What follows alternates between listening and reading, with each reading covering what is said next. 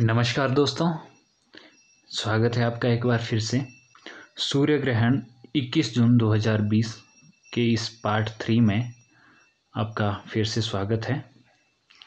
दोस्तों, पार्ट 1 में हमने सूर्य ग्रहण से संबंधित सामान्य जानकारी डिस्कस की थी और पार्ट 2 में हमने सूर्य ग्रहण से संबंधित उसका कुछ फल डिस्कस किया था। और पार्ट 3 में हम अब डिस्कस करेंगे कि ग्रहण काल में, ग्रहण के समय हमें क्या करना चाहिए और हमें क्या नहीं करना चाहिए। स्पर्शे स्नानं जपं कुर्यात् मध्ये होमं सुरार्चनं मुच्यमाने सदा दानं विभक्तौ स्नानम् आचरेत्। दोस्तों, इस श्लोक के अनुसार ग्रहण के प्रारंभ में हमें स्नान कर लेना चाहिए और संकल्प इत्यादि करके मध्य ग्रहण में हमें होम, देव पूजन और पाठ इत्यादि करना चाहिए। ग्रहण जब समाप्त हो जाए, ग्रहण का जब मोक्ष काल समीप हो, तो हमें फिर से पुनः स्नान कर लेना चाहिए। सूर्य ग्रहण में सूर्य भगवान की उपासना का एक विशेष महत्व है। सूर्य ग्रहण में आदित्य हृदय स्तोत्र, सूर्याष्टक स्तोत्र और सूर्य की उपासना करने से बहुत लाभ होता है।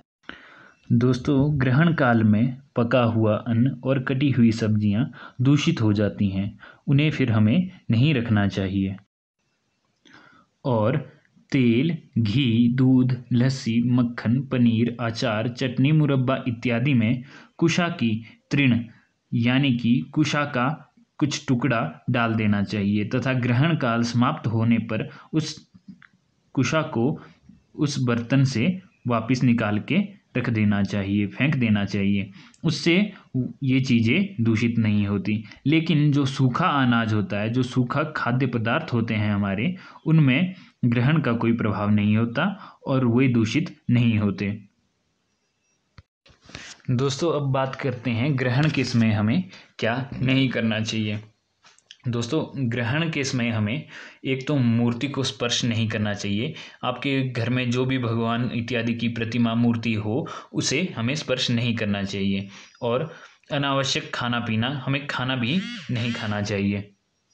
और मैथुन्य, निद्रा, तेल मर्दन इत्यादि भी ग्रहण काल में वर्जित हैं।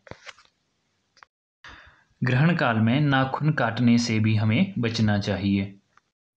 दोस्तों, घर में अगर कोई वृद्ध हो, रोगी हो, बालक हो या फिर गर्भवती स्त्री हो, तो उन्हें यथोचित हमें भोजन कराना चाहिए, क्योंकि अति सर्वत्र वर्जेत, यथा उचित, जैसा उचित हो उस प्रकार से हमें भोजन उन्हें कराना चाहिए।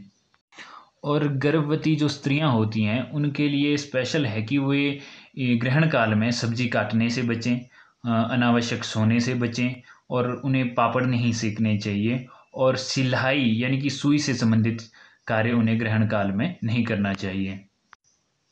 और कोई धार्मिक पुस्तक या फिर कोई धार्मिक सत्संग उन्हें इसमें सुनना चाहिए। इससे भावी जो संतान होता है वह सद्गुणी होता है और स्वस्थ वह संतान उत्पन्न होता है। दोस्तों, ये सूर्य ग्रहण चूड़ामणि होने के कारण कुरुक्षेत्र, फल्गु, हरिद्वार, प्रयागराज और तीर्थ स्नानों में दान इत्यादि का इस ग्रहण में बहुत महात्म्य है। इसलिए इसमें हमें महामृत्युंजय इत्यादि मंत्र का जाप करना भी शुभ होता है।